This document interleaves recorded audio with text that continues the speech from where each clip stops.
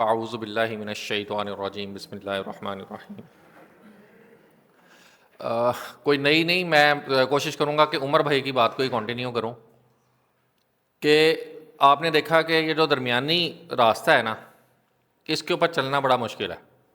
جیسے پہاڑ کی دھار ہوتی ہے نا، آپ نے سب سے اوپر چلنا ہو تو کئی مشکلات ہوتی ہیں۔ ایک تو یا آپ ادھر گر سکتے ہیں یا آپ ادھر گر سکتے ہیں، پھر نیچے والے آپ کو اٹیک، مطلب ادھر والے جو ہیں وہ آپ کو سمجھتے ہیں کہ آپ ادھر کا حصہ ہیں، اور ادھر والے سمجھتے ہیں کہ آپ ادھر کا حصہ ہیں۔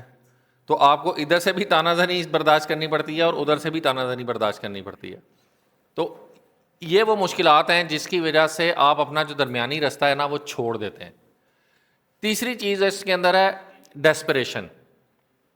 جب آپ کو نظر آ رہا ہوتا ہے نا کہ یار یہ جس راستے میں میں چل رہا ہوں پتہ نہیں ہے وہاں پہنچے گا کہ نہیں پہنچے گا، کوئی رزلٹ نہیں نکلتا ہوا نظر آ رہا۔ ڈاکٹر اسرار احمد نے پوری زندگی نکال دی۔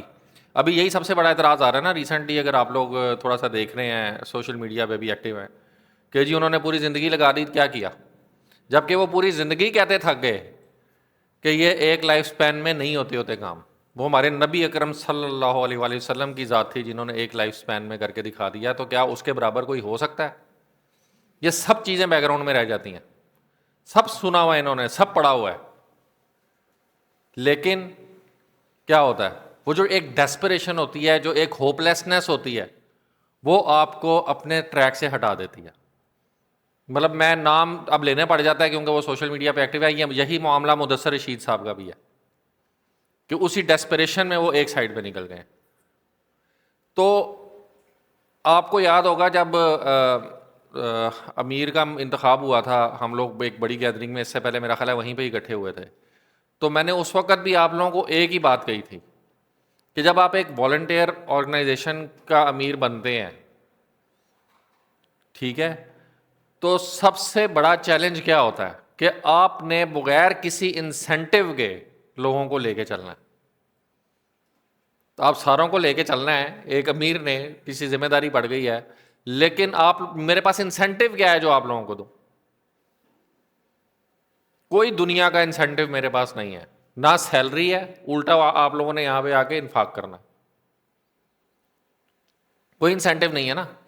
پھر اس کے ساتھ اگر آپ جس کام کے لیے اکٹھے ہوئے ہیں اس میں ہوپ لیسنس بھی پیدا ہو جائے، امید ہی کوئی نہ نظر آ رہی ہو، ٹنل کے اینڈ سے روشنی نظر نہ آ رہی ہو، تو پھر چلنا اس سے بھی زیادہ مشکل ہو جاتا ہے۔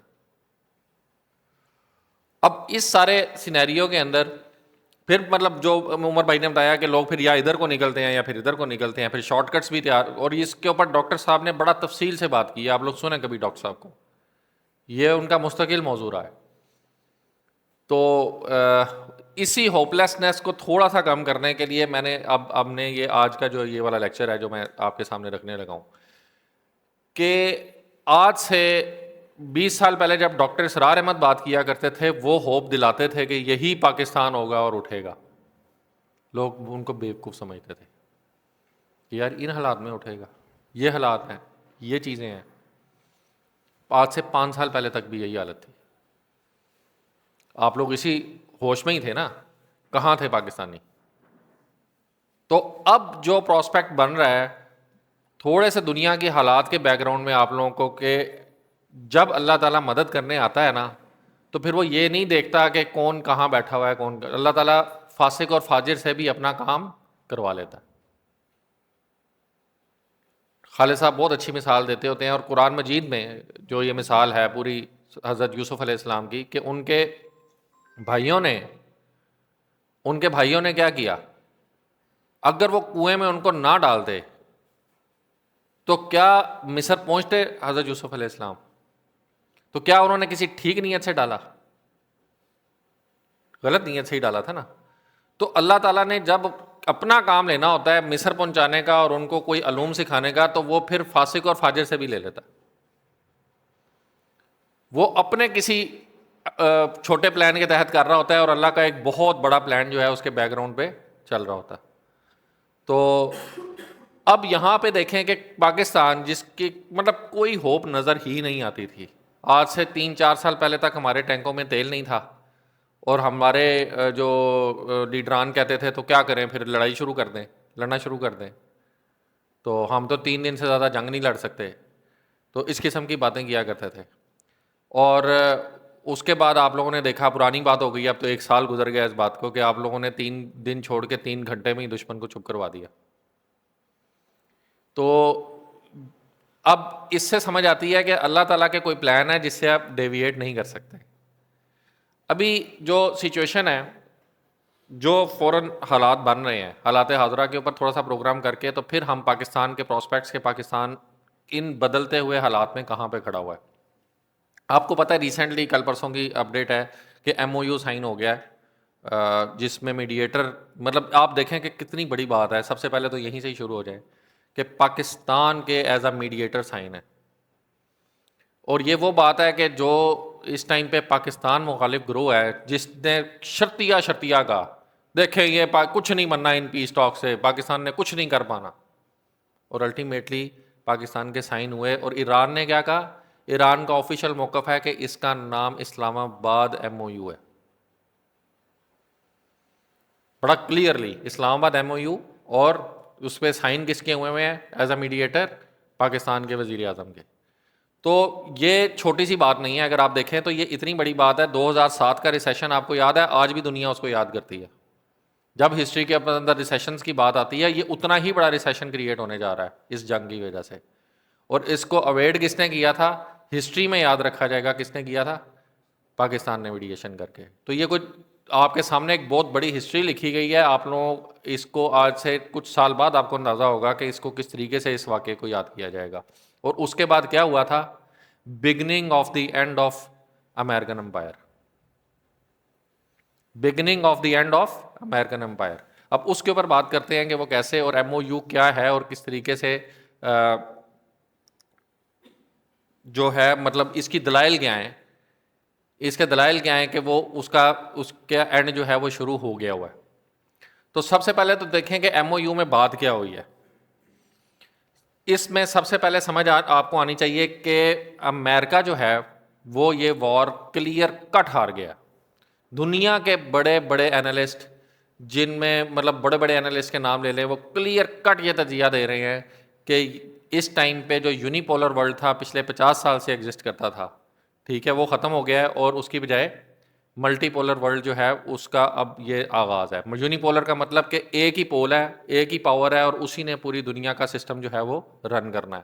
اس کے مقابلے میں ملٹی پولر ورلڈ کیا ہے, ملٹی پولر کا مطلب ہے کہ اب صرف ایک ہیجیمون نہیں ہے, یعنی صرف ایک بڑا کنٹری نہیں ہے, اس کی بجائے ایک سے زیادہ, جس میں رشیا اور چائنا اس میں, یعنی دوسرے نمبر پہ آپ چائنا اس ٹائم پہ کر لیں اور تیسرے نمبر پہ رشیا کر لیں, ان کا کردار مسلم رہے گا.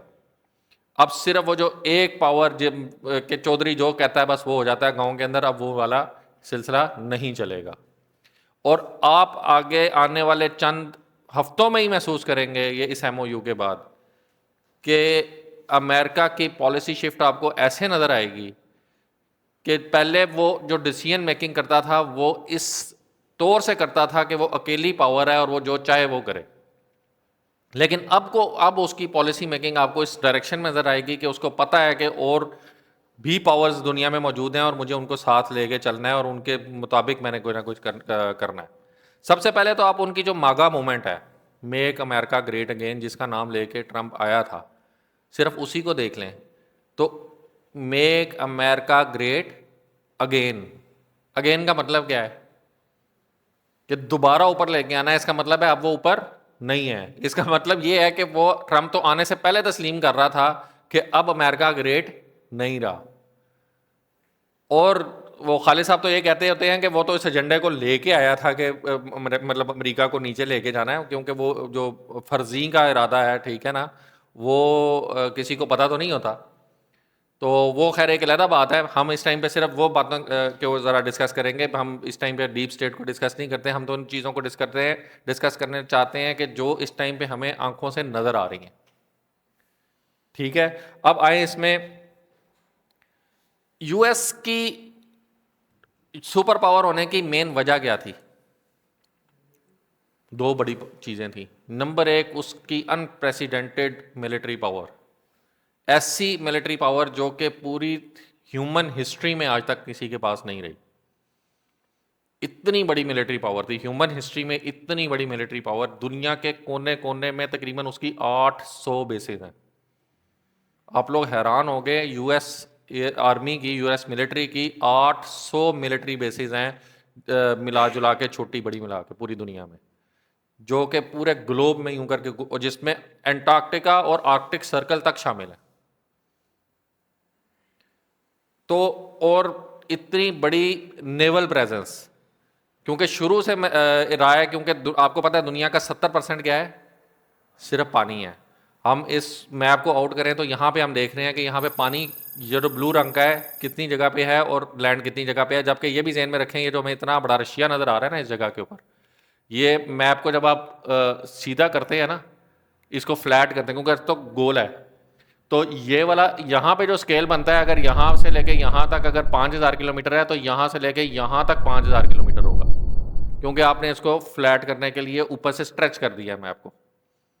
ٹھیک ہے نا؟ تو یہ اتنا بڑا دیکھنے میں آپ کو میپ پہ لگتا ہے، یہ اتنا بڑا ہوتا نہیں ہے، یہ سینٹر والے علاقے زیادہ بڑے ہوتے ہیں.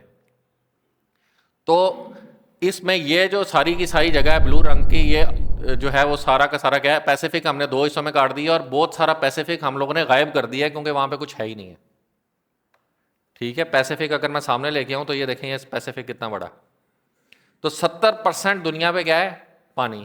اب پانی پہ جو راج کرے گا وہ پوری دنیا پہ راج کرے گا، اور دنیا کی سب سے بڑی نیول پاور بھی کیا رہی ہے، امریکہ. لیکن اب چینج ہو رہا ہے سارا کچھ. ٹھیک ہے، چینج کیسے ہو رہا ہے؟ نمبر 1 یہ کہ ایران نے ملٹری، ہم بات یہی کر رہے ہیں کہ ایران نے اس وار کو جیت لیا ہے اور امریکہ کو شکست دے دی ہے.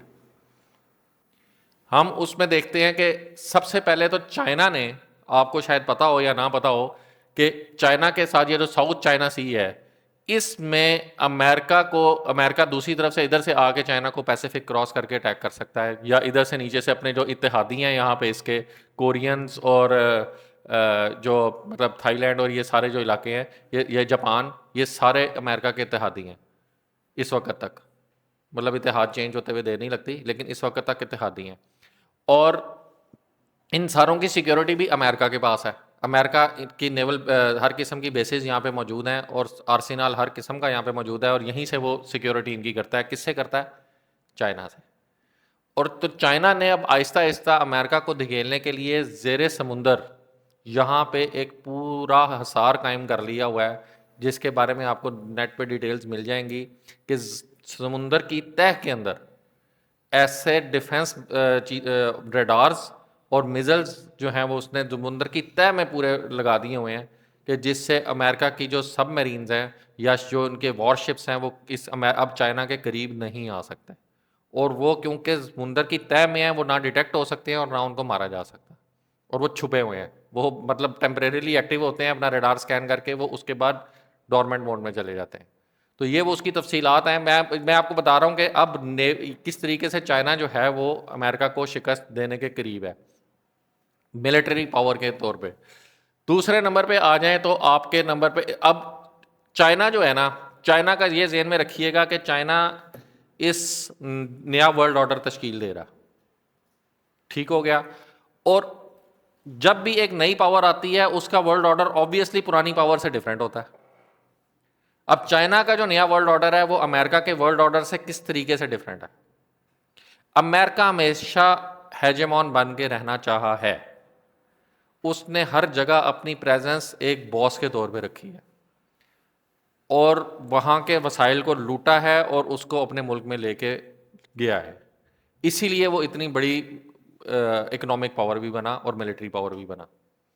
اور اس کا جو سب سے بڑا اس نے ہتھیار جو چلا تھا وہ کیا تھا؟ Petro dollar. پیٹرو ڈالر کیا تھا کہ تقریباً 1970 سے کچھ پہلے کی بات ہے، 71 کی بات ہے. اس وقت تک پیٹرو ڈالر ایگزسٹ نہیں کرتا تھا. امریکہ اپنے خرچے چلا رہا تھا، امریکہ پوری دنیا سے دولت لوٹ کے لے کے آ رہا تھا. لیکن آخر کار یہ ہوا کہ امریکہ نے مطلب جتنی بڑی اس نے وہ اپنے وہ وسائل بکھیر دیے تھے، اس طریقے سے اس کی کمائی نہیں تھی. دنیا میں اندر 800 بیسز اگر آ جائیں، چلو اس وقت 600 تو ہوں گی. تو امریکہ کیا چاہتا تھا کہ بھائی پیسہ میرے پاس مزید آئے، اور جو سود میں وہ ڈوب چکا تھا. سود کو ادا کرنے کے لیے کیا اور کس چیز میں ادا کرنا ہے آپ نے؟ کسی نہ کسی فزیکل، آپ کو پتا ہے کہ اس کو بیک کرنا پڑتا تھا کس طرح؟ گولڈ، ڈالر کے پیچھے اس کو گولڈ کو بیک کرنا پڑتا تھا، تو وہ گولڈ خریدنے کی پوزیشن میں نہیں رہا تھا، تو اس نے کہا کہ کوئی فزیکل اینٹی ہونی چاہیے، تو ہم کیوں نہ اس کو آئل سے بیک کر لیں۔ اور آئل سے کیسے بیک کیا؟ سعودیہ کے ساتھ اور یہ گلف کنٹریز کے ساتھ اس نے معاہدہ کیا کہ دنیا میں جو بھی آئل کی ٹریڈ ہوگی وہ کس میں ہوگی؟ ڈالر میں ہوگی۔ چائنا نے سعودیہ سے تیل خریدنا ہے تو کس چیز میں خریدے گا؟ ڈالر میں خریدے گا۔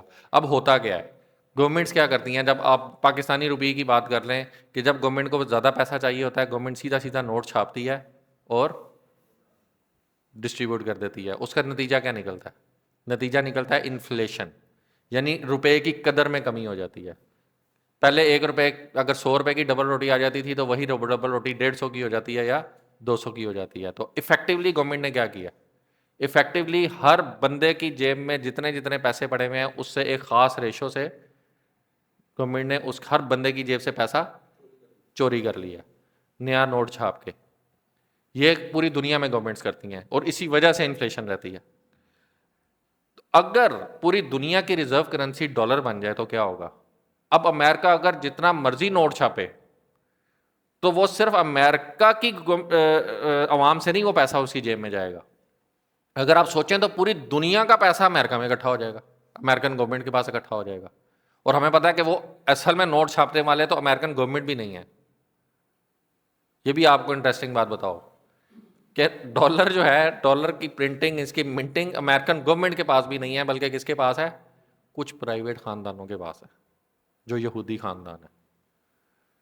تو پیٹرو ڈالر کے ذریعے انہوں نے یہ کیا کہ پوری دنیا میں مطلب جتنا مرضی وہ ڈالر چھاپتے جائیں، پوری دنیا کی ڈالر سمٹ سمٹ کے کہانی شروع ہو جائے گی امریکہ میں، اور ان خاندانوں کے پاس اکٹھی کرنا ہونا شروع ہو جائے گی، اور وہ اتنی وہ کوانٹٹی ہے کہ آپ سوچ بھی نہیں سکتے۔ تو اب وہ پیٹرو ڈالر جو ہے وہ اس کی بنیاد ٹوٹ رہی ہے۔ اس کی ریزن کیا ہے؟ اب ہم آتے ہیں ایم او یو کی طرف کہ ایم او یو میں ہوا گیا ہے۔ اب جب آپ ایم او یو کو پڑھتے ہیں تو آپ کو سمجھ لگتی ہے کہ وہ اٹس اے اینڈ، کہ امریکہ کا یو ایس کی وہ جو ایک ہیجمون تھا۔ یہ یاد رکھیے گا کہ امریکہ کے اینڈ سے مراد یہ نہیں ہے کہ امریکہ کل پرسوں ختم ہو جائے گا، اس غلط فہمی سے باہر آ جائیں۔ مطلب یہ ہے کہ وہ جو پوری دنیا میں ایک ہی تھانے دار کی حیثیت سے اب اس کی وہ حیثیت نہیں رہے گی۔ وہ ایک لطیفہ بھی مشہور ہے نا کہ اگر چودھری کو، جب تک چودھری کا ڈنڈا اس وقت تک چل رہا ہوتا ہے جب وہ کہتا ہے وہ خبردار جو تم نے ایسے کیا، اور بندے جو ہے اس کی بات سے باز آ جائیں۔ اگر اس کو اپنے بندے بھیجنے پڑ جائے نا بندے کو روکنے کے لیے، یعنی اس کی تڑی سے نہ ڈرے بلکہ اس کو بندے بھیج کے اس کو کسی کو چپ کرانا پڑ جائے، تو سمجھ لو کہ چودھری کا ٹیکا ختم ہو رہا ہے۔ اور چودھری کی عزت اتنی سینسٹیو ہوتی ہے کہ اگر آپ مطلب ایک وہ مشہور ہے نا کہ ایک مسلی نے آ کے نا چودھری کی بیٹی کا رشتہ مانگ لیا اس کے بھرے پورے گاؤں کے سامنے، تو اب وہ چودھری جتنا مرضی جوتے مار لے اسے، جو بےزتی ہونی تھی وہ تو ہو گئی۔ سمجھ لگ گئی نا بات کی کہ جو بےزتی ہونی تھی وہ تو ہو گئی، مطلب وہ پوری گاؤں میں بات تو مشہور ہو گئی نا کہ انہیں کی کیتا ہے۔ تو اس لیے جو ہیجمون، اس کی ہیجمون کے طور پہ، یعنی ایک تھانے دار کے طور پہ جو ایک حیثیت ہے نا اس کی، وہ ختم ہو جائے گی، بلکہ ملٹی پولر ورلڈ ہو جائے گا۔ اب ایم او یو کی طرف آئیں تو سب سے پہلے ایم او یو میں کیا بات آئی ہے؟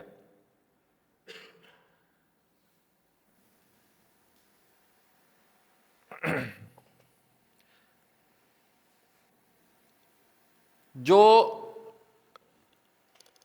اس علاقہ، اب تھوڑا سا میپ کے اوپر آ جائیں، یہ ایران ہے، یہ ایشیا ہے ہمارے سامنے، یہ پورا مکمل ایشیا ہے، اور یہ افریقہ ہے، اور یہ یورپ ہے، ٹھیک ہے۔ اب ایشیا کے اندر یہ رشیا بھی آتا ہے اور چائنا بھی آتا ہے، ٹھیک ہے، اس کو فار ایسٹ کہتے ہیں، اور یہ آسٹریلیا ہے۔ اب یہاں پہ اگر ہم ایران دیکھیں اور ہم جس اسٹریٹ آف ہارموز کا ذکر کر رہے ہیں وہ یہ ہے، ٹھیک ہے۔ اب بیسیکلی اب اگر آپ ایران کے بارڈرز کو اب دیکھیں کیا ہے، یہاں پہ پاکستان ہے اور یہاں افغانستان ہے، جبکہ دوسری طرف آ جائیں تو ایران کے ساتھ یہاں پہ پورا عراق، لیکن اس گلف کے دوسری طرف پورا سعودی عرب لگتا ہے۔ اور اگر ہم یہاں پہ زوم کریں، اب آپ دیکھیں اس کے بارڈرز کس کس کے ساتھ لگتے ہیں، یہ عمان ہے، اور یہ پورا یونائٹیڈ عرب ایمریٹس، یو اے ای، اور جس میں دبئی اور ابو ظہبی جو بالکل اس کے سامنے پڑتے ہیں، یہ قطر ہے جن کے نام ہم سنتے رہتے ہیں کہ قطر کے اوپر بھی حملہ، اور یہ بحرین ہے چھوٹا سا، اور یہ کویت ہے درمیان میں، عراق اور سعودی عرب کے درمیان میں یہ چھوٹا سا کویت ہے۔ اور یہ چھوٹی چھوٹی سلطنتیں بنائی بھی انگریز نے، جب یہاں پہ کولونیلزم کا دور تھا، جب یہاں سے انگریز گیا تو آپ کو پتہ ہے انگریز کا تو ایک ہی طریقہ کار ہے، ڈیوائڈ اینڈ رول کا۔ تو یہ یہاں پہ مقامی جو چھوٹے چھوٹے بادشاہ تھے نا، کہہ لیں جو پرانے خاندان تھے، ان کو یہ جگہ دے کے گیا تھا کہ تم لوگوں کے کانفلکٹس جو ہیں وہ جاری رہیں، اور اس کے لیے انگریز نے بہت پھر اس کے یعنی اس سے فائدے بھی حاصل کیے۔ لیکن اب جو ایران نے یہ کہا ہے ایم او یو میں، جو چیز بات منوا لی ہے کہ یو ایس کا انفلوئنس اس جگہ سے ختم ہو جائے گا، اور یو ایس جو ہے وہ ایران کے بارڈر سے دور چلا جائے گا، اور اس ریجن کو ایران خود کنٹرول کرے گا۔ کس کے ساتھ مل کے؟ عمان اور گلف کنٹریز کے ساتھ۔ یہ گلف ہے نا، یہ گلف اسٹیٹ ہے، ٹھیک ہے نا، اور ان گلف کنٹریز کے ساتھ مل کے ایران جو ہے وہ اس جگہ کی فیٹ ڈیسائیڈ کرے گا۔ یعنی جو یو ایس اے کی ملٹری بیسز تھیں، ان ادر ورڈز کہ وہ آہستہ آہستہ یہاں سے نکال کر لے جائے گا، اور یہ آہستہ آہستہ کا مطلب بھی اب کی لینگویج میں کافی تیز ہو گیا ہوا ہے، کیونکہ دنیا کے حالات بڑی تیزی سے بدلنا شروع ہو گئے ہیں۔ آپ کو اس سے پتہ ہونا چاہیے کہ دبئی اور یو اے ای میں تو ہمیں پتہ ہے کہ یو ایس کی پریزنس بہت زیادہ ہے۔ قطر میں اس ریجن کی سب سے بڑی ایئر فورس بیس ہے، جس پہ تقریباً 10,000 یو ایس پرسنل جو ہیں وہ تعینات ہیں، اور سب سے بڑا فلیٹ جو جہازوں کا ہے وہ قطر میں موجود ہے۔ اسی طرح جو 5th فلیٹ ہے وہ بحرین میں ہے، یو ایس ایئر فورس کا 5th فلیٹ جو ہے وہ بحرین میں ہے۔ کویت میں بھی آپ کو پتہ ہے، اور بحرین میں ریڈار بھی تھا جو بڑا مشہور تھا ریڈار، جس کے اوپر حملہ کیا اور ایران نے تباہ کیا۔ اسی طریقے سے کویت کے اندر بھی یو ایس ایئر بیس بہت بڑی ہے، جس کے اوپر ابھی ریسنٹلی جو ابھی ڈیورنگ نیگوشیشنز بھی ہم نے دیکھا ہے کہ اس کے اوپر حملے ہوتے رہے ہیں۔ اور اسرائیل یہاں پہ ہے۔ اب یہاں سے 2,000 کلومیٹر کا فاصلہ بنتا ہے، ایران نے اگر اٹیک کرنا ہو اس پوری یعنی اس پورے ریجن سے تقریباً 2,000 کلومیٹر کا فاصلہ بنتا ہے۔ لیکن ایران کی کیپیبلٹیز ابھی تک یہ سمجھ آ رہا، پوری وار میں یہ سمجھ آ رہا تھا کہ یہ تقریباً 2,000 کلومیٹر تک کی کیپیبلٹیز ہیں میزلز کی، تو وہ اسی لیے اسرائیل کو اٹیک کر رہا ہے۔ لیکن ابھی ایران کے اسی وار کے دوران ہمیں ایک بیچ میں نیوز آتی ہے جو کہ بعد میں غائب ہو جاتی ہے، اور اس سے ایران بھی مکر جاتا ہے، صرف اس لیے کہ ایک دم سے اس کے پیچھے دنیا نہ پڑ جائے۔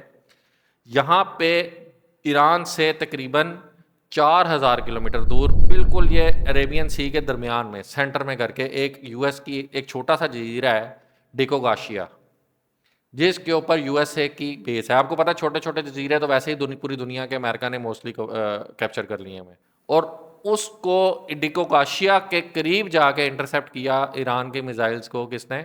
یو ایس اے کے میزائلز نے۔ لیکن اس سے یہ کہہ لیں کہ ایک خاموش پیغام ایران نے دے دیا کہ ہمارے پاس 4,000 کلومیٹر تک مارک کرنے والا بھی میزائل موجود ہے۔ اور پھر میزائل ٹیکنالوجی کے اگر آپ اندر آ جائیں تو پھر اس میں بہت سارے قسم کے میزائلز ہوتے ہیں، جس میں ہائپر سونک بھی ہوتے ہیں، اور مطلب سب سونک ہوتے ہیں، ہائپر سونک ہوتے ہیں، پھر کچھ جو ہے وہ بیلسٹک ہوتے ہیں، اور کچھ جو ہے وہ مطلب کئی سٹائل کے ہوتے ہیں۔ ان میں کچھ ہوتے ہیں جو سرفیس کے قریب چلتے ہیں، یعنی زمین سے قریب چلتے ہیں، جن کو انٹرسیپٹ کرنا مشکل ہوتا ہے۔ کچھ ایسے ہوتے ہیں جو ایک دفعہ اسپیس میں نکل جاتے ہیں، اور اسپیس سے پھر واپس آتے ہیں۔ اور دنیا میں تو ایسی ٹیکنالوجیز بھی ایگزسٹ کرتی ہیں کہ آپ نے میزائل لانچ کر دیا۔ رشیا کے بارے میں کہتے ہیں کہ رشیا کے پاس ایسا میزائل بھی ہے جو اسپیس میں جا کے آربٹ ہی کرتا رہتا ہے، اور وہ کئی دن تک بھی آربٹ کر سکتا ہے، اور اس کو جب وہ چاہے اس کو پھر ڈائیورٹ کر کے جس جگہ پہ دنیا پہ جائے وہاں پہ وہ اس کو مار سکتا ہے۔ تو اس قسم کے میزائل بھی ہیں۔ اور ہائپر سونک میزائل کا یہ ہوتا ہے کہ اس کی سپیڈ بہت زیادہ ہوتی ہے، آواز کی رفتار سے کم از کم 5 گنا زیادہ، اور اتنے تیز میزائل کو انٹرسیپٹ کرنا پھر مشکل ہو جاتا ہے۔ اور پھر میزائل کے اندر پھر یہ ایک اور قسم کی کیٹیگرائزیشن ہے جس میں کلسٹر میزائل جس کو آپ کہتے ہیں۔ کلسٹر میزائل کے ساتھ مسئلہ یہ ہوتا ہے کہ اگر آپ نے اس کو انٹرسیپٹ کرنا ہے، اگر آپ نے اس کو آخر میں وہ جو کلسٹر یعنی وہ کئی حصوں میں 20 سے 30 چھوٹے بامز میں وہ اینڈ پہ جا کے تقسیم ہو جاتا ہے، اگر آپ نے اس سے پہلے اس کو انٹرسیپٹ نہیں کیا اور وہ 20 سے 30 بامز میں ہو گیا تو ظاہر ہے پھر 20 سے 30 آپ کو اکٹھے آتے ہوئے انٹرسیپٹ کرنے امپاسبل ہو جاتے ہیں۔ ان میں سے ایک آدھے کو انٹرسیپٹ کریں گے، باقی سارے آپ کو جا کے نقصان پہنچائیں گے۔ اور یہی وہ کلسٹر میزائل سے جب ایران نے مارنے شروع کیے تو اس کے بعد امریکہ اور ایران کو سمجھ نہیں آئی کہ امریکہ اور اسرائیل کو سمجھ نہیں آئی کہ ہم کیا کریں. اور آپ نے دیکھا کہ اس کے بعد پھر تیزی سے جنگ کے حالات جو ہے وہ ایران کی فیور میں جانے شروع ہو گئے جب انہوں نے دیکھا. اور اب بھی جو اطلاعات ہیں، انٹیلیجنس اطلاعات جو کہ پوری دنیا میں سرفیس کر رہی ہیں، اس کے مطابق ایران کے پاس ابھی بھی اپنے اسٹاک فائل کا 70% جو ہے نا وہ موجود ہے.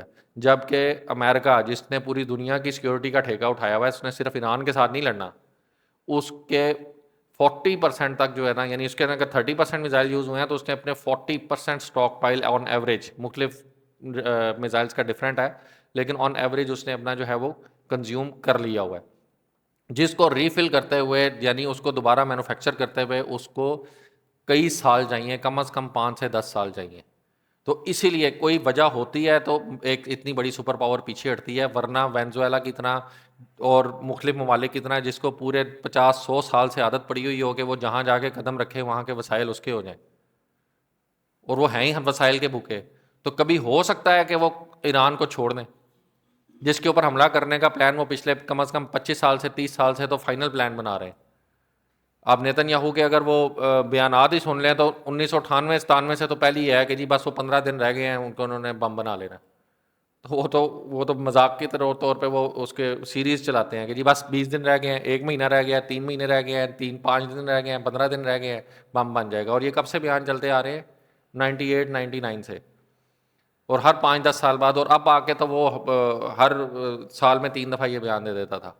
تو آخر کار اس نے ایران پہ حملہ کروانے میں کامیاب ہو گیا. لیکن یہ دنیا امریکن ہسٹری کی سب سے بڑی مسٹیک جو ہے نا وہ اس کو یاد رکھا جائے گا.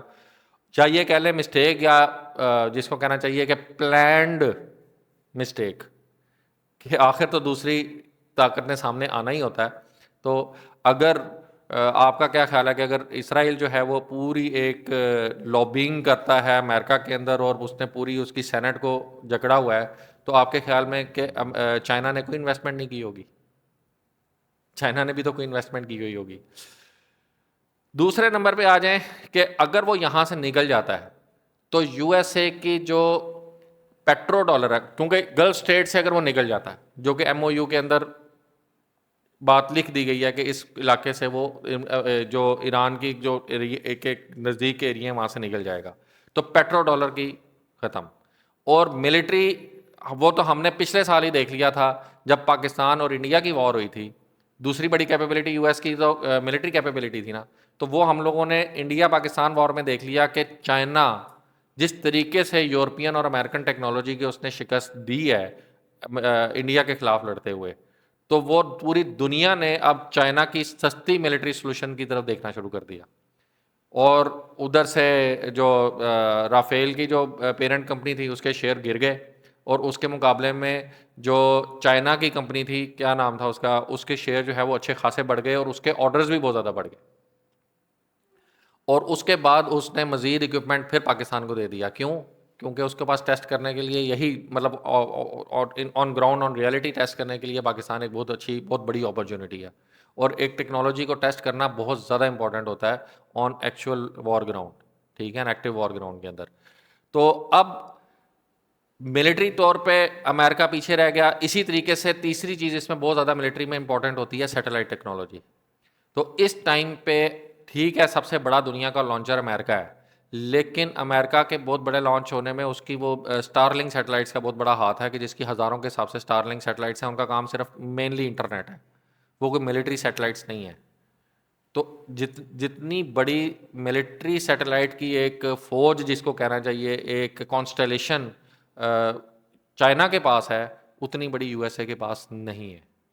اور اوبیسلی اس کا ایفیکٹ اتنا زیادہ ہوتا ہے کہ آپ دنیا کی ایک دشمن کی ایک حرکت کے اوپر نظر رکھ سکتے ہیں، اور وہ مختلف اسپیکٹرمز میں دیکھ رہی ہوتی ہیں، صرف ویزیبل نہیں جو آنکھ سے نظر آ رہا ہے. اس میں ایسے یعنی وہ انفرا ریڈ سے لے کے یو وی اور ہر اسپیکٹرم میں وہ دیکھ رہی ہوتی ہیں، یہاں تک کہ وہ مائکرو ویوز جو لانگ ویوز ہوتی ہیں ان اسپیکٹرم میں بھی دیکھ رہی ہوتی ہیں، جو بادلوں میں سے گزر کے دیکھ لیتے ہیں، جو کہ زمین کے اندر بھی دیکھ لیتے ہیں، اور مختلف زمین کے اندر زیر زمین کچھ حد تک ٹنلز وغیرہ کا اندازہ بھی لگا لیتے ہیں. تو اس قسم کے اسپیکٹرمز کے اندر دیکھنے کی مکمل ٹیکنالوجی چائنا کے پاس موجود ہے. اور اس کا مظہر وہ ہم لوگوں نے دیکھا تھا پاکستان چائنا وار میں انڈیا وار میں، کہ یعنی دشمن نے خود کہا تھا کہ ان کو ہماری ایک حرکت کا پتہ تھا. یہ ان کے اپنے تجزیہ نگاروں کے بیانات ہیں، اگر آپ ان کو سنیں، کہ ان کو ہماری باریک سے باریک حرکت کا بھی پتا تھا. تو جب آپ کے پاس، اور پھر آپ کو پتا ہے کہ پاکستان کی کمیونیکیشن وہ نہیں سن رہے تھے، اور پاکستان ان کی ساری کمیونیکیشن ریکارڈڈ ان کو پلے کر دی پوری دنیا کے سامنے کہ یہ دیکھیں جی، یہ انہوں نے جب وہ گرا ہے تو وہ دیکھیں یہ پائلٹ اس کو ڈھونڈ رہا ہے، اس کا گاڈزیلا وہ تھا کال سائن تھا، تو دیکھیں یہ اس کو پکار رہا ہے اور اس کو ڈھونڈ رہا ہے کہ وہ کہاں گیا کہاں گیا. یعنی ایک اور جہاز جو ہے وہ پہلے والے کو ڈھونڈ رہا ہے. وہ پوری ریکارڈڈ ساؤنڈ پلے کر دی، اور اس ریکارڈڈ ساؤنڈ نے آپ کو نہیں پتا کہ پوری دنیا کے ملٹری حرکت جو حلقے تھے پوری ہر دنیا کے جو دیکھ رہے ہوتے ہیں، اس کے اندر کتنا بڑا تہلکہ مچایا تھا. عام پبلک تو بس اس کو ایک آواز سمجھ لیتی ہے، لیکن جو ٹیکنیکل لوگ ہیں جو سمجھتے ہیں، اگر آپ پوری دشمن کی پوری کنورسیشن ہی سن رہے تھے تو پھر پیچھے کیا رہ گیا؟ پھر کون سی آپ کی سیکریسی رہ گئی اور کون سی آپ نے وار لڑنی ہے؟ تو اسی طریقے سے جو ٹیکنالوجیکل وار ہے، جس میں آپ کو پتا ہے کہ انہوں نے ہیک کر کے تو ان کے گریڈز بھی بند کر دیے، ان کے کمیونیکیشن جیمز کر دیں جو چائنیز نے ان کے درمیان. تو یہ ٹیکنالوجیکل وار بہت آگے نکل گئی ہوئی ہے، اور اس میں چائنا کو فی الحال امریکہ مطلب مات نہیں دے پا رہا. جو ایم او یو کے جو باقی نکات ہیں، اس میں اب امریکہ نے اگر یہاں سے نکلنا ہے تو امریکہ کو ایک بہت بڑی ضرورت آپ یہ ذہن میں رکھ لیں اپنے آرکٹک سرکل کو بچانے کی ہے. کیونکہ آرکٹک سرکل ہم کس کو کہتے ہیں؟ جو نارتھ پول کے قریب کے علاقے ہیں. اگر میں اس کو زوم آؤٹ کروں تو یہ آرکٹک سرکل کا علاقہ بنتا ہے. امریکہ اپنا بہت سا تیل یہاں سے نکال رہا ہے. یعنی جو نارتھ پول پہ سمندر کی تہوں میں اور جو برف کی شیٹس کے نیچے جو تیل موجود ہے، امریکہ نے اپنی وہ بنائی ہوئی ہیں رگز، آئل رگز بنائی ہوئی ہیں جو سمندر میں تیرتی ہوئی ہیں، اور وہاں پہ آئل وہاں پہ وہ اکٹھا کرتے جاتے ہیں، اور جب گرمی آتی ہے تو وہاں پہ شپس جاتے ہیں اور وہاں سے جا کے وہ اکٹھا آئل لے آتے ہیں. لیکن وہ رشیا کے بہت قریب ہیں. تو رشیا جو ہے اب ایمرجنگ پاور ہے، اس کے ساتھ جو یوکرین کے ساتھ آپ کو پتہ ہے جنگ چل رہی ہے، اس میں بھی اب ایک ہو سکتا ہے کہ ابھی کوئی شاید کچھ، کیونکہ امریکہ پیچھے ہٹ گیا ہے تو شاید اب اس کے اندر کوئی تعطل آ جائے. تو امریکہ کو ڈر ہے کہ پھر رشیا کا رخ آرکٹک سرکل کی طرف ہو جائے گا. اسی طریقے سے چائنا بھی آرکٹک سرکل کے بہت قریب ہے، کیونکہ وہ اوپر جب آپ اس کو گلوب کی طرح دیکھتے ہیں دنیا کو، تو چائنا بھی وہاں پہ قریب ہے. تو ان سب سے بچنے کے لیے امریکہ کو نوٹ کر رہا ہے کہ اس کی توجہ بہت کم ہو رہی ہے. اسی لیے جو ان کا جو کیا نام لیتے ہیں، جو ڈیفنس سیکٹری ہے، اس نے اس سال $1.5 ٹریلین، جو کہ پہلے پچھلے سال $1.2 ٹریلین کا بجٹ تھا یو ایس ملٹری کا، تو اس سال اس نے کیا سینٹ کے سامنے رکھا ہے کہ ہمیں $1.5 ٹریلین کا بجٹ دیا جائے. یعنی یہ کم از کم 20% سے بھی زیادہ بجٹ کی انکریز بنتی ہے صرف ایک سال کے اندر. تو $300 بلین کا انکریز بنتا ہے. اور آپ کو پتا ہے کہ یہ اس ایران جنگ کے دوران ہی انہوں نے $200 بلین اور مانگ لیے تھے سینٹ سے. تو کیا وجہ ہے؟ وجہ یہی ہے کہ اس کو اپنی ملٹری بیسز ویک ہوتی ہوئی نظر آ رہی ہیں ہر جگہ پہ. تو اس نے امریکہ کی اب بہت زیادہ توجہ آرکٹک سرکل کی طرف ہونے والی ہے، اور اپنی ان بیسز کی طرف جن کو اس نے اس ایران جنگ کے چکر میں بہت زیادہ نیگلیکٹ کیا ہے. اور آپ کو ویسے بھی پتا ہے کہ اس کی بہت ساری یو ایس ملٹری انسٹالیشنز جو ہیں وہ ڈسٹروائے ہو گئی ہوئی ہیں ایران وار کے درمیان میں. بہت سارے ریڈارز، دو تھرڈ ریڈار جو ہے وہ اس کے تباہ ہوئے ہیں، ایک ادھر اور ایک جو ہے وہ جارڈن میں. کیونکہ جارڈن میں اس کے وہ ریڈار تھے اس جگہ کے اوپر، جب یہاں سے میزائل چلتے تھے تو سب سے پہلے جو ڈیٹیکٹ ہوتے تھے وہ جارڈن کے ریڈارز میں ڈیٹیکٹ ہوتے تھے. اسرائیل جو ڈیٹیکٹ کرتا تھا اور ان کو روکتا تھا. لیکن جب سے وہ جارڈن کے ریڈارز کے اوپر حملہ کر کے اس نے ان کو ایران نے ختم کر دیا تھا، تو ان کی آئیز یہ تو مطلب کہہ لیں گے تقریباً اندھے ہو کے رہ گئے تھے. اور جو صرف 5% میزائلز ہٹ کر رہے تھے اس سے پہلے اسرائیل کو، تو وہ 20% سے زیادہ ہٹ کرنا شروع ہو گئے تھے، جو کہ اسرائیل کا بہت بڑا نقصان تھا. مطلب ہر 5 میں سے ایک میزائل جا کے اگر نشانے پہ لگ جائے تو سوچیں اسرائیل جیسے چھوٹے سے کنٹری کا کیا بنے گا.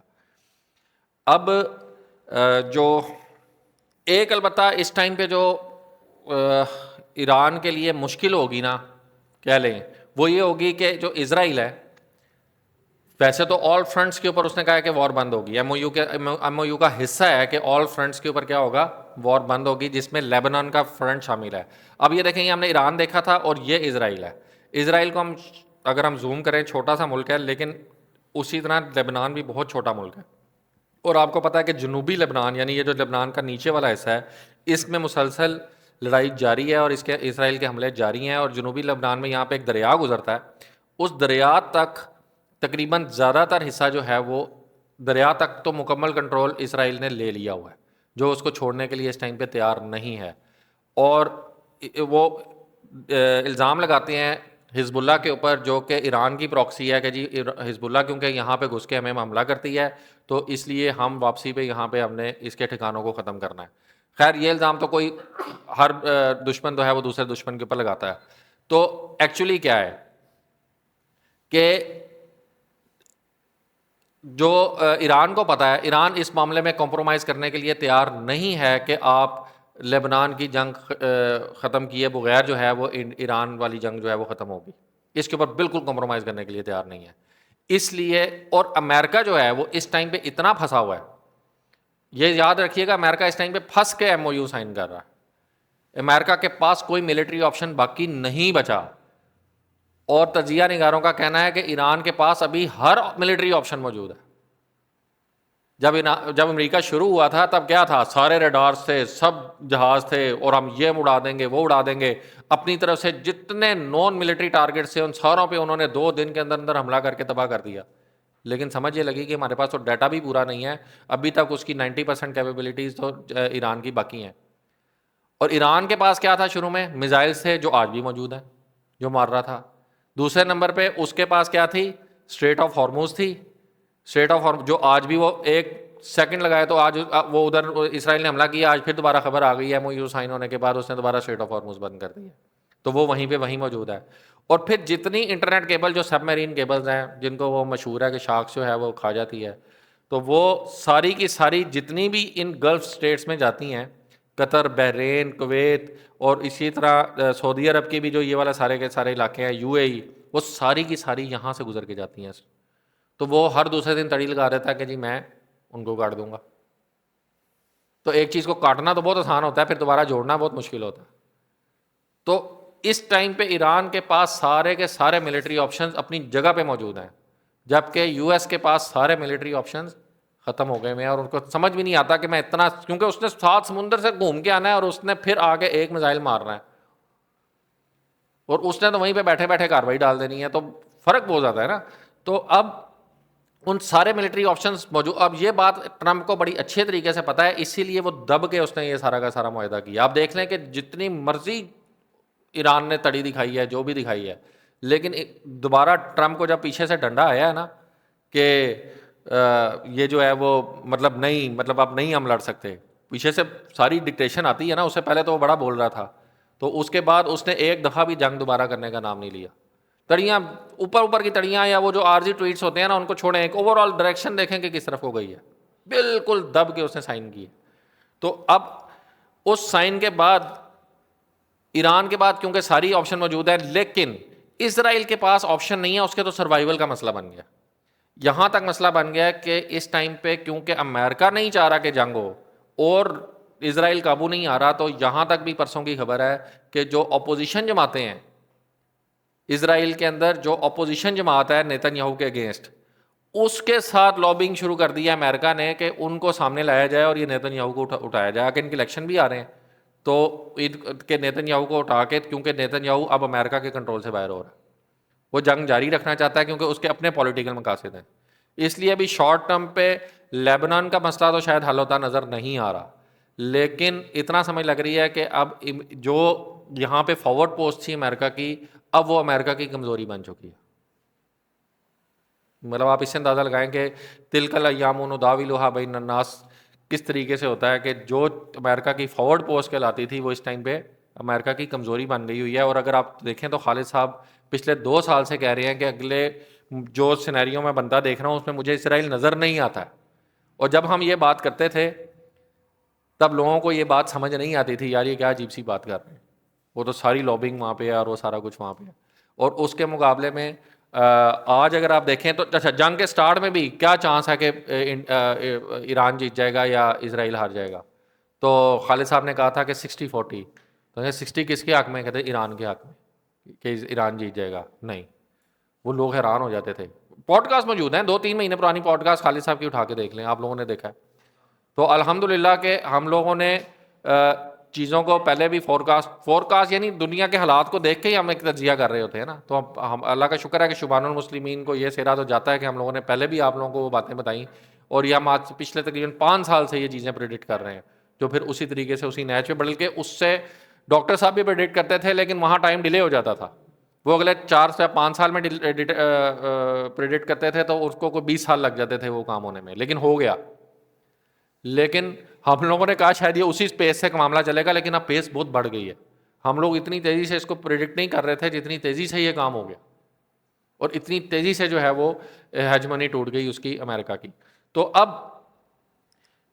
اب آتے ہیں اپنے ایک دو چیزوں اور کے اوپر, کہ ایک تو آپ نے کچھ دیکھا ہوگا کہ یو ایس اے نے پاکستان کے اب حالات کے اوپر آتے ہیں نا ان سارے, میں اس کو تھوڑا سا کٹ شارٹ کرتا ہوں کہ پاکستان کہاں موجود ہے. سب سے پہلے تو یہ ذہن میں رکھیں کہ جو چائنا نیا ورلڈ آرڈر لے کے آنا چاہتا ہے, امریکہ نے کیا ہیجمن بننے کی کوشش کی.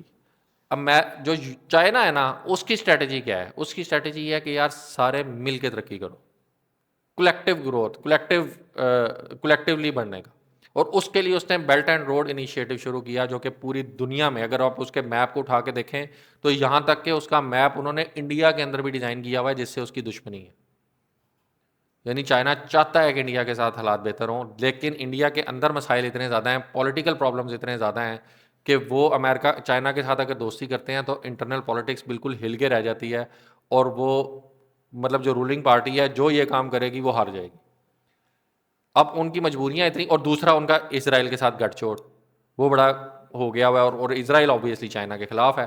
تو یہ سارے کچھ انڈیا کی پرابلمز ہیں جو کہ اس ٹائم پہ ان کے اپنے اینالسٹ انڈیا کو بتا رہے ہیں کہ اس ٹائم پہ بہتری اسی میں ہے کہ آپ چائنا کے ساتھ دوستی کر لیں, ایون پاکستان کے ساتھ بھی دوستی کر لیں. لیکن انڈیا کے اپنے پرابلمز سے وہ باہر نہیں آ پا رہا ہے, اور وہ ان چیزوں سے کو چھوڑ نہیں پا رہا ہے جو اس کے ساتھ جو ہے نا وہ کہہ لیں کہ چمڑ گئی ہیں. اور اس ٹائم پہ انڈیا بہت غلط بلاک میں کھڑا ہوا ہے, اور یہ بات بھی خالد صاحب کئی سال سے کہہ رہے ہیں کہ انڈیا اب غلط, یعنی اب امریکہ کے پاکستان جس زمانے میں امریکہ کے ساتھ رہا وہ اور وقت تھا, اب امریکہ کے ساتھ کھڑے ہونے کا ٹائم نہیں تھا, تو انڈیا آ کے امریکہ کے ساتھ کھڑا ہو گیا.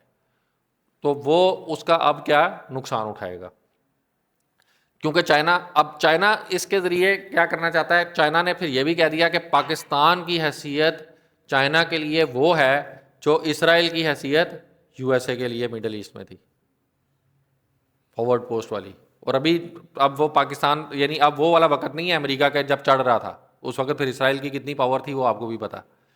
تو اس ٹائم پہ چائنا چڑھ رہا ہے اور اس کی فارورڈ پوسٹ پاکستان. اب آپ دیکھیں کہ اگر یہاں سے پوری جگہ سے اگر امریکہ نکلتا ہے تو کون آ رہا ہے اس جگہ کے اوپر؟ پاکستان, جس کا ایم او یو سائن ہوتے ہوئے بلکہ آن گراؤنڈ موومنٹس ہو چکی ہوئی ہیں. سعودی عرب کے ساتھ جو آپ نے کیا پیکٹ, بیسیکلی سعودی عرب اس پورے معاملے میں بہت عقل مند رہا ہے, بہت عقل مند رہا ہے. اس نے ٹھیک ہے میزائل بھی کھائے, لیکن اس نے کہا کہ اگر میں کود بڑھا نا تو جو امریکہ نے اپنے خرچے پہ کام کرنا تھا وہ اس نے میرے خرچے پہ کروانا. ایسے ہی ہے نا کہ لڑو تم نے ایران کے ساتھ, اب وہ سارا پیسہ سعودی عرب نے خرچ کرنا تھا. لیکن جو محمد بن سلمان, جس کو میں بڑا نیگیٹو امپریشن تھا کہ جس طریقے سے اس نے اسلام کا بیڑا غرق کیا, لیکن کم از کم اس معاملے میں میں اس کا فین ہو گیا ہوں کہ اس نے اپنے ملک کو بھی بچا لیا اور پورے ریجن کو بھی بچا لیا ہے, صرف تھوڑی سی برداشت سے کام لے کے.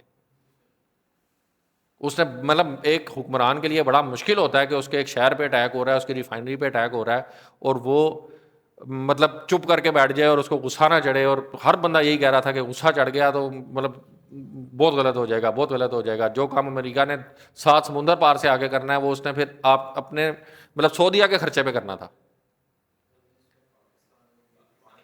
ہاں, اور وہ پاکستان کی بہت بڑی اس میں حکمت عملی رہی ہے کہ سعودی عرب کو ٹھنڈا کرتا رہا ہے. ٹھیک ہے نا, باقی کسی چھوٹے چھوٹے ملک نے کیا کرنا تھا, مین پاور تو یہاں پہ سعودی عرب ہی تھا نا. تو اس میں محمد بن سلمان کا بہت اچھا کردار رہا ہے اس حوالے سے. اور اس کے بعد کیا ہے کہ اگر پاکستان جو ہے وہ ملٹری بیسز سنبھال لیتا ہے, تو آپ کو پتہ ہے اس ٹائم پہ تبوک تک تو آپ نے ان کی جو بیس ہے اس کو ٹیک اوور کر لیا. اور تبوک کہاں پہ ہے؟ اسرائیل کے سر پہ, یہ تبوک ہے. ٹھیک ہے, تو تبوک کی جو بیس ہے, ملٹری بیس ہے, وہ تک آپ کو کے حوالے کر دی جا چکی ہے. اور تبوک میں ہونے کا مطلب کیا ہے؟ اسرائیل کو کتنی تکلیف ہوگی. آپ کہاں آگے بیٹھ گئے ہیں؟ یہاں سے تو چند 100 کلو مطلب 1000 کلومیٹر تو بہت دور کی بات ہے, یہ تو 500 کلومیٹر سے بھی تھوڑا فاصلہ ہے, اور آپ وہاں پہ آ کے ان کے قریب بیٹھ گئے ہیں. اور پلس یہ کہ اس میں آپ نے بڑا اچھی طرح سے سن لیا ہوا ہے کہ قطر, ٹھیک ہے, بحرین اور باقی ممالک بھی اس میں شامل ہونا چاہ رہے ہیں. اس میں ایک بہت نیگیٹو کردار ہمارے یونائٹیڈ عرب ایمریٹس کا رہا, جو کہ بالکل ہمیں اسرائیل کی فارورڈ پوسٹ نظر آتی رہی, ٹھیک ہے. لیکن ابھی کوئی پچھلے 2 ہفتوں سے تھوڑا سا ان کا دماغ کوئی ٹھیک ہوا ہوا لگ رہا ہے. شاید انہیں محسوس ہو گیا ہے کہ ہم جس طریقے سے یہ مسئلہ حل کرنا چاہ رہے ہیں, اب وہ ابھرتی ہوئی پاور یا وہ اتنی بڑی پاورز نہیں رہے جن کے ساتھ مل کے ہم یعنی یہاں پہ کرنا چاہ رہے ہیں. اب اگر نیا طریقہ کار ہے تو نیا طریقہ کار اب ایران کو ساتھ ملانے کا ہی ہے. تو دیکھیں کیا بنتا ہے, شاید ان کو عقل آ جائے. لیکن پچھلے کوئی 2 ہفتوں سے تھوڑی سی ایک ان کے رویے میں جو ہے نا تھوڑی تبدیلی ہے. تو اللہ کرے کہ یہ ایک ریجن جو ہے اگر کلین ہونے پہ آیا ہے تو اللہ کرے کہ مکمل جو ہے نا وہ صاف ہو جائے. تو اس لیے اب پاکستان, اور بیسیکلی آپ دیکھیں تو ان ملکوں کی اسٹریٹجی بڑی اچھی رہی ہے کہ وہ یو ایس کی آج تک مطلب آپ نے دیکھا کہ $600 بلین کے معاہدے کیے تھے سعودی عرب نے جب پچھلے دنوں کو چند مہینے پہلے آیا تھا ٹرمپ, اور اس کے مقابلے میں صرف اتنے چھوٹے سے قطر نے $1.2 ٹریلین کا معاہدہ کر لیا تھا, اور جہاز بھی ایک گفٹ کیا تھا. تو اس کے مقابلے میں اب انہوں نے کیا کیا ہے سعودی عرب نے, مطلب وہ سارے دفاعی معاہدے, زیادہ تر اس میں دفاعی معاہدے تھے, یعنی انہوں نے ملٹری ایکوپمنٹ خریدنا تھا. تو اب وہ فوراً اس نے پاکستان کے ساتھ ملٹری معاہدہ کیا ہے. تو بیسیکلی پاکستان کیا ہے کہ ابھی تک ساری سیکیورٹی سعودی عرب کی کس کے پاس تھی؟ یو ایس کے پاس. تو یو ایس سے ایک دم وہ چائنا پہ تو ایک دم نہیں جا سکتا تھا کہ چائنا کے پاس جا کے کہے کہ جی اب تم لے لو. تو یہ ایسے اتنی جلدی ٹرانزیشن تو نہیں ہوتی. تو پاکستان از اے گیٹ وے ٹو چائنا. تو سعودی عرب کے لیے اور پوری گلف اسٹیٹس کے لیے پاکستان کیا ہے؟ چائنا کا لیے گیٹ وے ہے کہ آپ نے چائنا کا اکوپمنٹ خریدنا ہے تو پاکستان کو. اور پاکستان نے, آپ کو شاید پتہ بھی ہو کہ مجھے وہ سسٹم کا نام نہیں یاد آ رہا, ڈیفینس سسٹم جو ہے پیٹریوٹک جیسے ہوتا ہے میزائل کا ڈیفینس سسٹم, وہ چائنا سے لے کے سعودی عرب میں انسٹال کرنا شروع کر دیا ہوا ہے, ٹھیک ہے. اور یہ سارا کس کی گراؤنڈ پہ ہو رہا ہے؟ یہ پاکستانی ملٹری یہ سارا کام کر رہی ہے. تو آبویسلی یہ پاکستان کے لیے ایک بہت بڑا موقع ہے یہ کام کرنے کے لیے. البتہ پاکستان کے اندرونی مسائل اس ٹائم پہ بہت شدید ہیں. آپ نے وہ کشمیر کے حوالے سے بھی دیکھا ہے, اور ادھر بلوچستان کے حوالے سے, پھر مطلب آپ کا کوئی فرنٹ اس ٹائم پہ محفوظ نہیں ہے. افغانستان کے ساتھ آپ کی جھڑپیں روٹین میں چلتی رہتی ہیں. افغانستان کا آپ کا بارڈر جو ہے وہ اس کے ساتھ بھی ملتا ہے, بلوچستان کے ساتھ بھی, اور ادھر سے KPK کے ساتھ بھی ملتا ہے.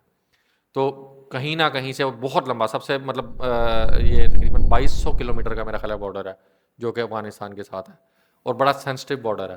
اور مطلب یہاں پہ بھی بیسیکلی کیا ہے, بیسیکلی یہ مسئلہ یہ ہے کہ جب سے آپ ابھرنا شروع ہوئے ہیں تو آپ کے دشمن کو تکلیف ہے, اور اس میں 2 بڑے دشمن آپ کے کون سے ہیں؟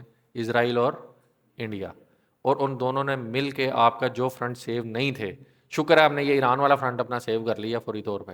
تو افغانستان میں انویسٹمنٹ انہوں نے کر کے تو افغانیوں کو اپنے ساتھ ملا کے, جبکہ وہ بھی بیوقوف بنے ہیں اس معاملے میں کہ ان کا آپ ڈائریکٹ ہمسائے, اور آپ کی ساری معیشت پاکستان سے چلتی ہے. بہت اچھے حالات وہاں پہ نہیں ہیں پاکستان کا بارڈر بند ہونے کی وجہ سے. پاکستان میں اگر کاروبار خراب ہیں تو وہاں تو صرف کاروبار نہیں, وہاں تو پھر دنیا مطلب ایک روزمرہ کے حالات بھی خراب ہیں. تو لیکن وہی بات ہے کہ اس ٹائم پہ وہ بھی اپنی وہ پراکسیز کے ہاتھوں میں کھیل رہے ہیں. تو اللہ کرے کہ ان کو بھی عقل آ جائے. لیکن پاکستان کو اس ٹائم پہ مختلف فرنٹس پہ مشکلات کا سامنا ہے. ایک اچھی بات یہ ہے کہ چائنا نہیں چاہتا کہ پاکستان کے حالات خراب ہوں, چائنا کے حق میں نہیں ہے, کیونکہ اس کا جو بیلٹ اینڈ روڈ انیشیٹو ہے, اس کا مین سب سے بڑا جو پاتھ ہے وہ پاکستان سے گزرتا ہے. کیونکہ انڈیا تو فی الحال اس ٹائم پہ قریب آنے کے وہ کیونکہ یہاں پہ یہ لداخ اور اس کے کافی زیادہ اس کے جو ہے نا پرابلمز ہیں انڈیا کے ساتھ ان علاقوں میں. تو انڈیا کے ساتھ تو اس کا حل ہوتا نظر نہیں آتا. اگر اس نے یہاں گرم یہ اس پانی تک پہنچنا ہے تو اس کا سب سے پہلا رستہ جو ہے وہ پاکستان سے گزرتا. تو اب اس نے بلوچستان میں اور سندھ کے حوالے سے کچھ معاہدات کرنا شروع کیے ہیں پاکستان ملٹری کے ساتھ, جو خبریں کچھ آ رہی ہیں. اور وہ کس قسم کی ہیں کہ جو بلوچستان میں بھی اس قسم کا کچھ معاہدہ کیا ہے کہ ٹیکنالوجی جو ہے وہ چائنا نے کہا ہے کہ ہم دیں گے. اس میں سیٹلائٹ ٹیکنالوجی بھی ہے, اس میں اکوپمنٹ بھی ہیں, گراؤنڈ اکوپمنٹ بھی ہے, تاکہ سرویلنس کی جا سکے یہ جو ملک دشمن عناصر ہیں جو کہ فنڈنگ لیتے ہیں باہر سے، ان کو ڈیٹیکٹ کرنے کے لیے کہ یہ کہاں سے آ رہی ہے فنڈنگ، کس طریقے سے، یعنی ٹیکنالوجی کی بیس کے اوپر ان کو ڈیٹیکٹ کیا جائے اور ان کو پکڑا جائے، اور اس کے اوپر آن گراؤنڈ جو ہے وہ پاکستان ملٹری ہوگی، جبکہ جو ٹیکنالوجیکل اور جو اس طریقے سے جو یہ اسٹریٹجک جو ساری کی ساری اسسٹنس ہے وہ کہاں سے آئے گی، وہ چائنا سے آئے گی۔ اور اسی طرح کچھ اچھی خبریں جو ہیں وہ ہمارے پاس سندھ سے کچھ مطلب ابھی دور کی اڑتی ہیں کہ شاید اس کے بھی حالات بدلنے کا کچھ ڈیسیژن بڑے حلقوں میں لیا جا چکا ہے، کہ یہ جو ایک پیپل پارٹی نے بالکل ہی اس کو یرغمال بنا کے تو لوٹنا شروع کر دیا ہے سندھ کو، تو اس سے بھی اس سے جان چھڑائی جائے وقت کے ساتھ، لیکن ابھی اس کے آن گراؤنڈ کوئی چیزیں سامنے نہیں آئیں، صرف ایک کہہ لیں کہ اندر کی خبر ہے جو کہ سامنے آئی تھی کہ کچھ اچھی خبریں ہیں سندھ کے لیے، تو بہرحال ابھی تک آن گراؤنڈ کچھ نہیں ہے، شاید کچھ ہو جائے، تو امید بہت زیادہ ہے پاکستان کے لیے، چاہے اس میں چائنا کا فائدہ ہے، چاہے اس میں بڑھتی ہوئی سپر پاورز کا فائدہ ہے، نئی چینجنگ ورلڈ آرڈر کا فائدہ ہے، لیکن ہمیں وہی جو پہلی مثال کے اوپر آئے حضرت یوسف علیہ السلام والی، کہ ان ساروں کے ایجنڈے اپنے اپنے ہوں گے لیکن اللہ تعالیٰ کا بھی ایک ایجنڈا ہے، تو ہم یہ مانتے ہیں کہ پاکستان کو اللہ تعالیٰ اگر یہ اپرچونٹی دے رہا ہے اور اس کو ابھار رہا ہے تو وہ کس کے لیے، اسلام کی سربلندی کے لیے، اور آپ نے دیکھا ہے کہ اس کے ساتھ ساتھ اسلام کا نام بھی ہماری آفیشیل حلقوں کی طرف سے دو قومی نظریہ اور اسلام، مطلب آفیشیل جو کہ پچھلے 20 سال میں مشرف دور جب سے شروع ہوا ہے اس کو بالکل دبا دیا گیا تھا، اقبال کو آپ کے کورس سے نکال دیا گیا تھا، اور مطلب اقبال کے شعر بھی پڑھے جانے لگے ہیں، قرآن کی آیتیں بھی پڑھی جانے لگی ہیں، دو قومی نظریہ بھی ریوائیو ہو رہا ہے جس کا نام لینا جو ہے وہ توہین سمجھا جاتا تھا، تو یہ وہ اشارے ہیں جو کہ ایک امید کی کرن دلاتے ہیں۔ اس میں ایک بہت بڑا اسپیکٹ ہے، دعا کیجئے گا، میں وہ بالکل ہی ایک پوری پریزنٹیشن میں اوجھل ہو گیا، وہ ہے گیس پائپ لائن کا، کہ سب سے پہلے تو ایران، پاکستان، انڈیا، یہ گیس پائپ لائن پرپوز کی گئی تھی، لیکن کیونکہ امریکہ کی سینکشنز تھیں ایران کے اوپر جو کہ اس نئے ایم او یو کے بعد امید ہے کہ ختم ہونے جا رہی ہیں، بہت بڑی ہوپ ہے کہ ختم ہونے جا رہی ہیں، اور وہ اب فریلی اپنی آئل اور گیس سیل کر سکے گا، اور اگر یہ ہو جاتا ہے اور گیس پائپ لائن جو کہ پاکستان کے بارڈر تک ایران پہنچا چکا ہے تو اور وہ چل جاتی ہے تو پھر یہ پاکستان کے لیے ہو جائے گا، جو کہ اب بھی شارٹ ٹرم میں مشکل لگ رہا ہے، لیکن اس ایم او یو کے اندر سینکشنز کے اٹھانے کی بات ہو رہی ہے، اور اس میں سب سے بڑی رکاوٹ سینکشنز کا اٹھنا ہے، باقی آن گراؤنڈ کام ہو جاتے ہوتے ہیں۔ اس کے آلٹرنیٹ پہ آپ کو پتہ ہے تاپی ایک تاجکستان، افغانستان، پاکستان اور انڈیا، تاپی ایک گیس پائپ لائن منصوبہ جو ہے وہ ایک شروع کیا گیا تھا، لیکن وہ بھی افغانستان کے حالات خراب ہونے کی وجہ سے، درمیان میں حالات بہت زیادہ خراب رہے افغانستان کے، تو وہ مکمل نہیں ہو سکا۔ دونوں کیسز میں دیکھیں تو جو تاجکستان ہے اس نے فوری طور پہ اپنی گیس پائپ لائن جو ہے وہ بچھا دی تھی، اور ادھر بھی ایران نے فوری طور پہ بچھا دی۔ اس کا مطلب ہے جو سیلر ہوتا ہے وہ بڑا ڈیسپریٹ ہوتا ہے کہ میری چیز جو ہے وہ بک جائے، اور لیکن آگے حالات اتنے اچھے نہیں ہو سکے کہ وہ پوری کی پوری جو ہے وہ بن سکے، نہ یہ مکمل ہو سکی نہ وہ مکمل ہو سکی، تو اگر وہ بہت مشکل منصوبہ ہے کیونکہ اس میں درمیان میں پورے کئی کنٹریز انوالو ہو جاتے ہیں، تو یہ والا آسان منصوبہ ہے، اور اگر یہ حالات بدلتے ہیں تو پاکستان کے لیے یہ بھی ایک بہت بڑا پراسپیکٹ ہے، لیکن اس میں ہمیں یہ بھی دیکھنا پڑے گا کہ جو ہمارے ایل این جی کے معاہدے ہم نے 20-25 سال کے قطر کے ساتھ کر رکھے ہیں، مطلب وہ اچھے معاہدے ہیں اس حساب سے کہ وہ اس میں انرجی پرائس فکس کر لی گئی ہے، وہ ان اینی کیس انہوں نے ہمیں اب اسی پرائس کے اوپر انرجی دینی ہے، تو وہ بھی ہمارے لیے ویسے تو لانگ ٹرم پہ بہتر تھے، لیکن اگر یہاں سے آئے تو وہ بہت زیادہ چیپ ہوگی، تو اس کے اوپر کیا پراسپیکٹ بنتا ہے، دعا کریں گے اللہ تعالیٰ یہاں پہ بھی پاکستان کے لیے بہتر۔ اصل مسئلہ پتہ کیا ہے، دنیا کے حالات ان ساری چیزوں کو اگر دیکھتے ہوئے دیکھیں نا تو سال 2 سال میں حالات چینج ہوتے ہوئے پتہ نہیں لگتا۔ ابھی آپ کو ڈیزل کا بہت بڑا معاہدہ جو ہے وہ کویت کے ساتھ ہے، آپ کے پاس ڈیزل کی ریفائنری موجود نہیں ہے، آپ اپنا ڈیزل تقریباً بناتے ہی نہیں ہیں، تو ڈیزل آپ کا سارا جو وہ کہاں سے آتا ہے، کویت سے آتا ہے، اور سارا کا سارا اسی سے اسٹریٹ سے گزر کے آتا ہے، تو مطلب چیزیں بہت زیادہ اس معاملے میں کمپلیکیٹڈ ہیں، اور لیکن آبویسلی جہاں پہ فائدے نظر آ رہے ہوں، کسی کی کوئی چیز بک رہی ہو، وہ ری نیگوسیشنز بھی ہو جاتی ہیں، بہت کچھ ہو جاتا ہے چیزیں، لیکن وہی بات ہے کہ آپ ڈیسیژن تو لیں کہ آپ نے کھڑے ہونا ہے اپنے پاؤں پہ۔ اگر آپ یہی کہتے رہیں گے کہ ہمارے ٹینکوں میں تیل نہیں ہے تو پھر تیل نہیں ہوگا، لیکن اگر آپ کھڑے ہو کے بنیان مرصوص کا دعویٰ کر دیں گے تو پھر اللہ تعالیٰ کی مدد آ جاتی ہے۔ تو اصل بات یہ ہے کہ آپ پاکستان کے خلاف نہ بولیں، پاکستان کو ایک ایک صرف جو اس کا ہے کہ نمبر ایک کہ خود ہوپ لیس نہ ہو جہاں سے بات شروع ہوئی تھی، اور دوسرا یہ کہ اس ملک کے خلاف جو ایک بلا وجہ کا پروپیگنڈا اس ٹائم پہ ہماری دشمن قوتیں پھیلا رہی ہیں، اس کے مطلب اس پروپیگنڈے میں نہ آئیں اور اپنے ملک کا ساتھ دیں. اسی کے ساتھ ہی آپ لوگوں کی بقا ہے، آپ لوگوں کی عزت ہے، اور انشاءاللہ اسلام کا عروج بھی ہمارا مطلب ایک تجزیہ یہ ہے کہ یہیں سے ہی ہوگا انشاءاللہ، اور آپ صلی اللہ علیہ وسلم کی جو احادیث مبارکہ ہے اس کے مطابق بھی. تو کسی بھی دشمن کے کسی بھی لاجک کو کس سے امپریس ہو کے تو کسی غلط راستے پہ نہ نکل جائیں، اور پاکستان مخالف بیانیے سے بالکل اعتراض کریں. سبحانک اللہم و بحمدک، نشہد ان لا الہ الا انت، نستغفرک و نتوب الیک.